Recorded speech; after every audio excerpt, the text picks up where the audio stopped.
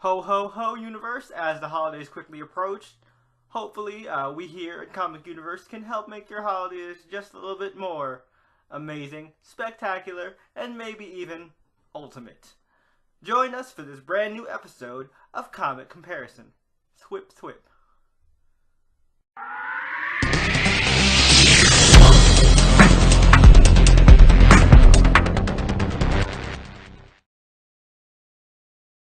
What's up, guys, and welcome to the web search must-see comic and nerd culture show. Welcome to the Comic Universe. I'm Dr. J. I've got a PhD in nerd culture and a load of holiday spirit, and I am here to bring you guys another solo video once again, and this time we are bringing back a personal favorite of mine, and that is, of course, comic comparison. Now, if you guys haven't already, go see Into the Spider-Verse. I promise there will be no spoilers in this video, but I just have to say that you have to see this movie. If you are a Spider-Man fan in any way and you haven't seen the movie, you are doing yourself a disservice. Go see that movie now. C-Dubs did a solo review on the channel for it, which I will leave a card to up here. And I also did a solo review on my main channel, Mr. J's Reviews. If you want to hear full thoughts about it, you can check out both videos. We'd really appreciate it. And I will leave them at the end screen as well. But if you guys are new to the channel and you are unfamiliar with this segment, Comic Comparison is basically where we take two different versions of the same character from two different mediums. Mostly the source material, the comic books, and the and the adaptation, which in this case is the movie Into the Spider-Verse. And as you can tell by the shirt, the title, and the thumbnail, we are doing a comic comparison on probably my favorite Spider-Person besides Peter Parker, Miles Morales. I love Miles. He's probably, again, like I said, he's probably my favorite Spider-Person besides Peter Parker. I'm sorry, Mayday. Like, you were my favorite for a long time. And Kat, if you're watching this, I'm still a huge fan. But Miles just has that extra bit of relatability factor for me personally, which is why, I definitely cling to Miles as a character. Pun entirely intended. So in this comic comparison, we're going to kind of talk about the similarities and differences between Into the Spider-Verse Miles and comic book Miles. There will contain... I lied in the beginning. I said that, I was going to try and do no spoilers for the movie. But, honestly, there's no way for me to do a full accurate comparison without spoiling elements of the movie, because the movie is essentially a Miles Morales origin story movie. So I will have to talk about that stuff. So, spoiler warning if you have not seen Spider-Man Into the Spider-Verse yet. And if you haven't, like I said, go see it.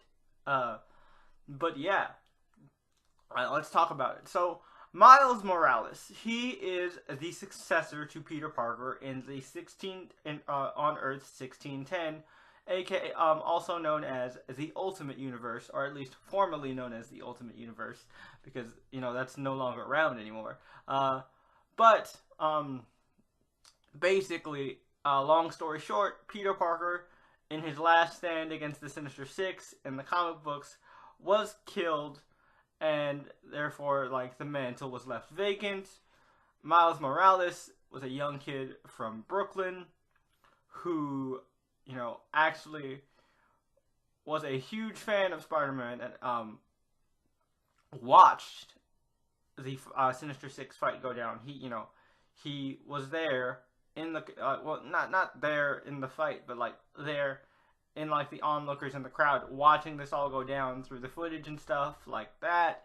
And he actually got his powers from a duplicate spider created by Norman Osborn using the Oz formula to try and replicate Spider-Man.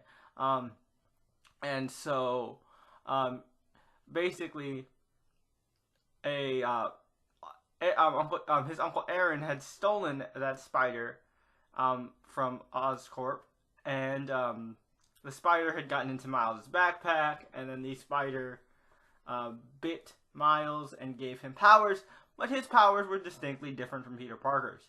He has two major abilities that separate him from your traditional spider person. Of course, he has the traditional abilities of, adhesion, like sticking to stuff and being able to crawl on walls and different surfaces. He's got the enhanced strength, agility, and the spider sense.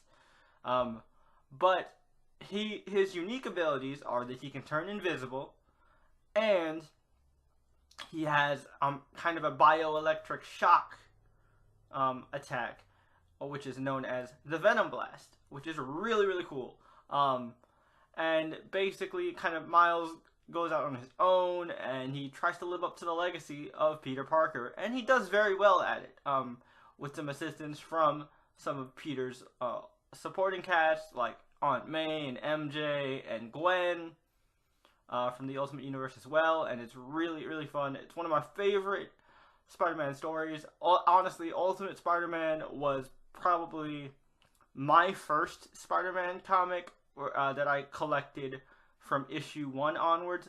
Yeah, as a kid, obviously I was a huge Spider-Man fan from the jump, and I collected Amazing and stuff like that. But by the time I started collecting Amazing, they were in the 300s. They were in the 400s, maybe even 5 or 6. I don't know. It was early 2000s when I started. I was in the first grade.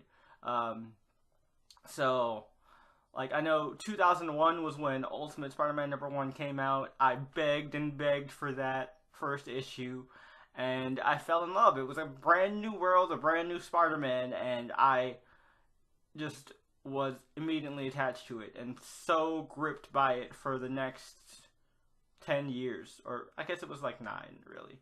Or was it 10? I don't know if it ended. I don't know if Peter, I want to say I want to say the death of Spider-Man was in 09. It was either 09 or 2010. Correct me in the comments for sure. But I know it was around there. It was almost a decade, point being. And so when Peter died and Miles came around, it was a huge shift. And I was scared, but I was excited because I've seen Spider-Man be replaced before by other Spider people. In the 616 with Ben Reilly took over.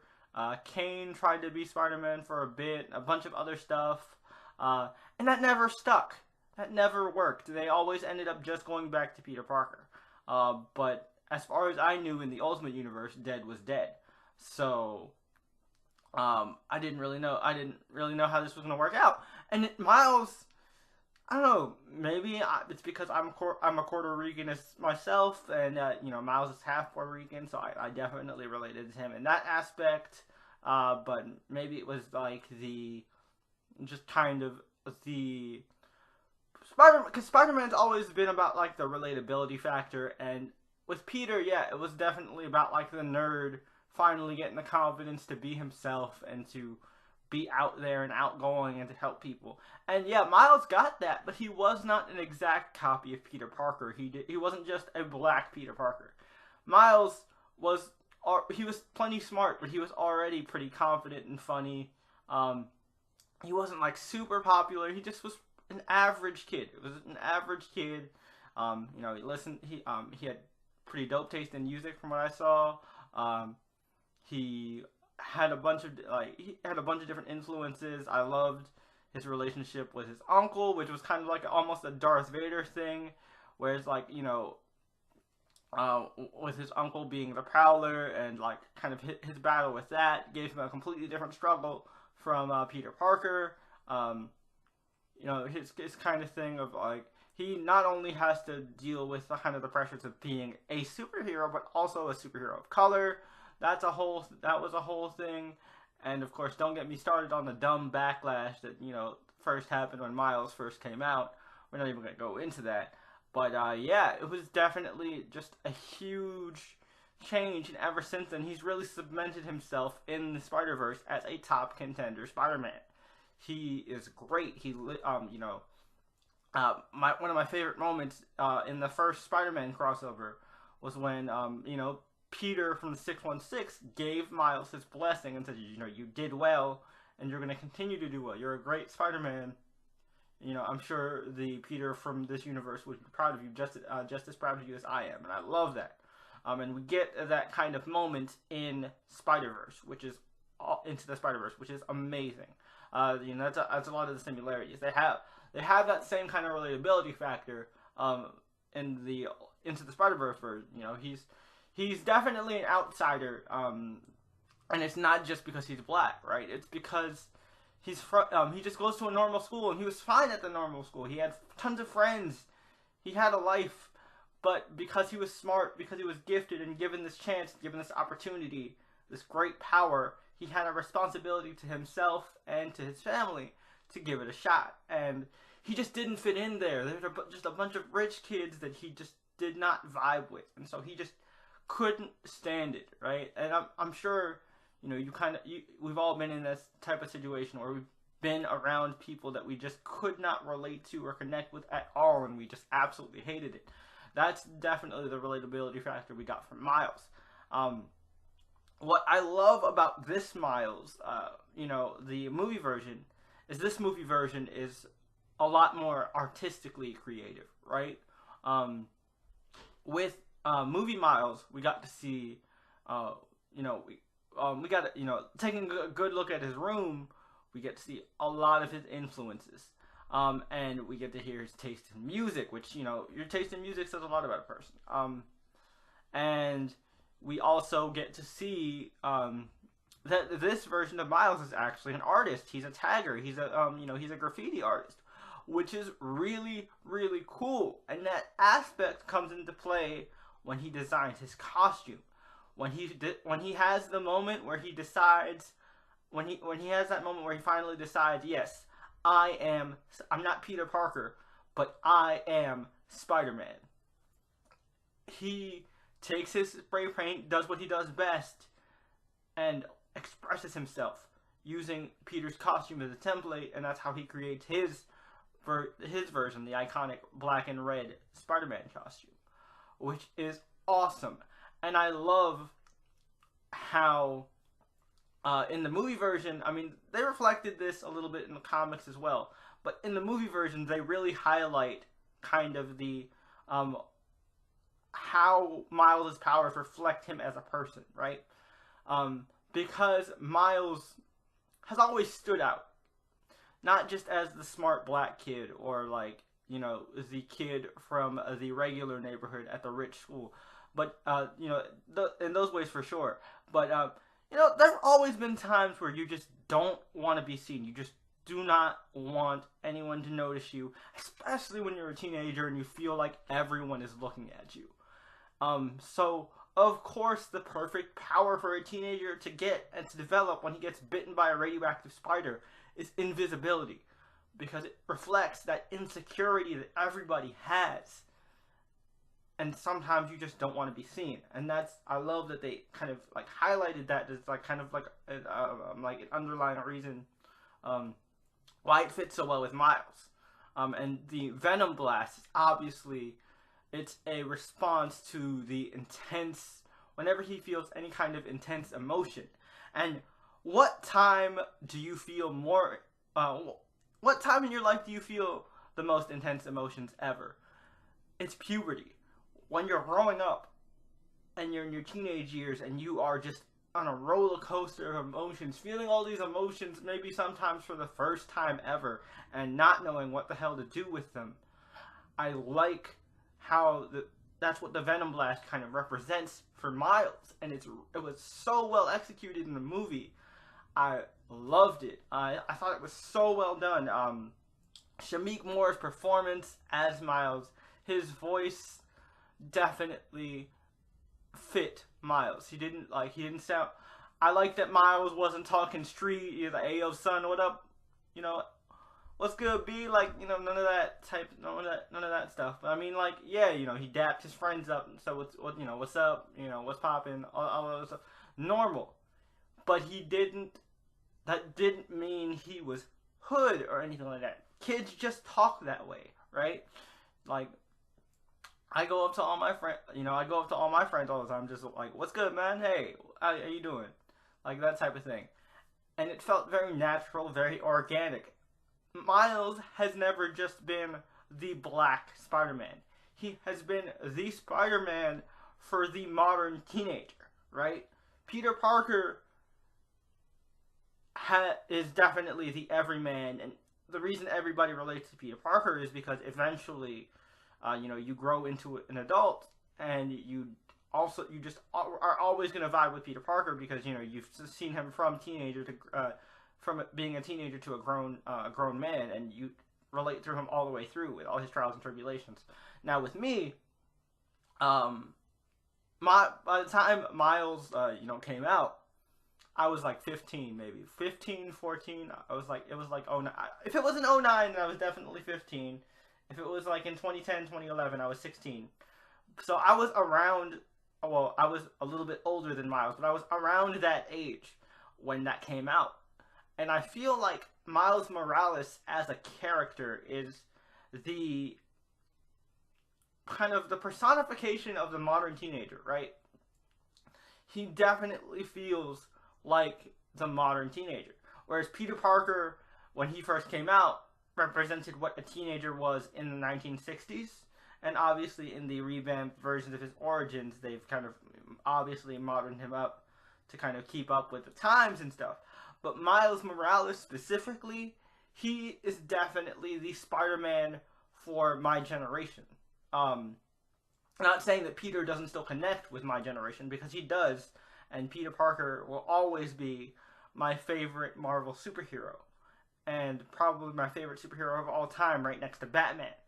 But, like, I gotta say, man, there's definitely that deeper connection with Miles, and that's what I love about him. And I think the movie captured that very well. The animation style felt like it was ripped straight out of the comic books. The movements, the fluidity, I loved it all. Overall, in this comic comparison, movie Miles versus comic Miles, this passes with flying colors. It was adapted so well. I absolutely loved it. But let me know what you guys think. Did you guys like the Into the Spider-Verse version of Miles, or do you prefer the comic version of Miles? What is your favorite thing about Miles Morales as a character, either the movie version or the comic version, or both? Let me know all those thoughts and feels in the comments down below. Show Miles some love by giving this video as many likes as possible. Hulk smash that like button like you mean it, and don't forget to hit that subscribe button and notification bell so you can become one of Earth's mightiest subscribers today. We really appreciate it. Join the universe. Our social media links are in the description down below. We have it all: Twitter, Facebook, Amino, all that. Definitely come join us. Join the conversation. And in somewhere floating around in the ether, I will have linked my personal Into the Spider-Verse review, as well as a channel icon, so you guys can check out my personal main channel, Mr. J's Reviews. If you like what I do over here on Comic Universe, you'll definitely like what I do over there on my main channel as well. And also, I will leave C-Dub's review of Into the Spider-Verse up here as well, so if you want to check that out. But until next time, guys, this is Jay for Comic Universe, and I will catch you guys later. Hope you guys enjoyed this episode of Comic Comparison. And like I said in the intro, I hope we can help make your holiday just a little bit more amazing, spectacular, and maybe even ultimate. But until next time, guys, this is Jay, and I'll catch you guys in the universe. Peace.